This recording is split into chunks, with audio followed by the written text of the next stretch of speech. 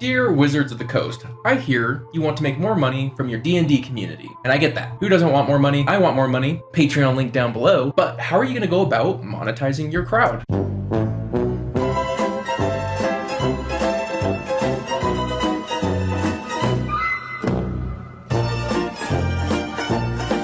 Oh, okay, so you're idiots. Let me tell you how you probably should have gone about doing this. Well, let's start off with your target market, right? Everyone knows that you have to understand your target market before you can make money off of them. If you don't understand them, then how are you supposed to communicate well with them? And since you clearly do not understand your target market, I will explain them to you. So you happen to target D&D players. You happen to target the most creative group of people in the entire world. These are people who can literally sit at a table for like 6+ hours, 4 times a week, just talking about their imagination, and they might as well be there. That is how powerful their creativity is. So why is this important? Well, because you need to understand something about your community. They don't need you. They don't need you at all. You could stop existing and they would still find a dice, and they would still have their imagination, and they would still tell stories. You are not required. So that means there's no such thing as you being able to get your money by strong-arming your community. Your route to monetization is not strong-arming them. It is not withholding their creativity. It's not forcing them into giving you money. That's ridiculous. They do not need you, and you need to understand that. So how do you monetize your crowd? Well, it's simple.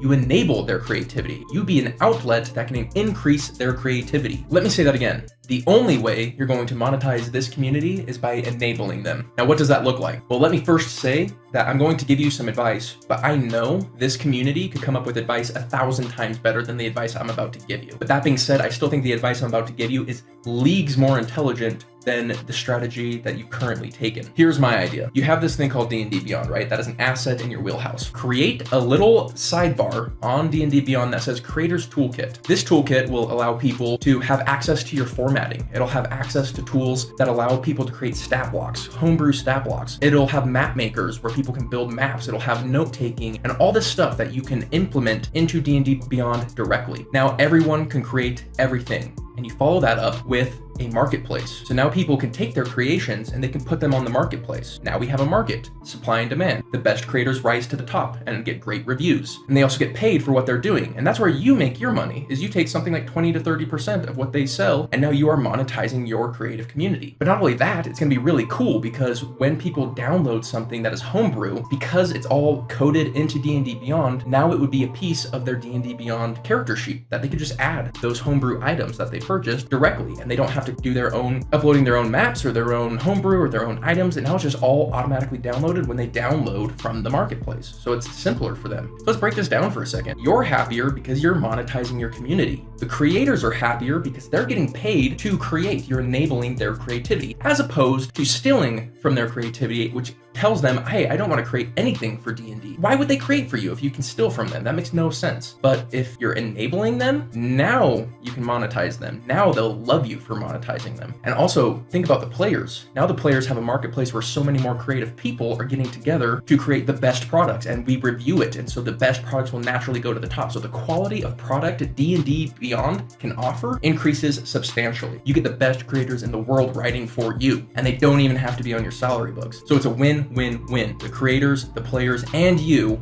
all win. That's how you do a business plan. And keep in mind, that's just my one dude's idea. One dude came up with that. Imagine what this community could do had you shown them respect. If you need to hire a consultant, I am available. It kind of seems like you need it, but overall, yeah, not impressed with what you're doing. Do better.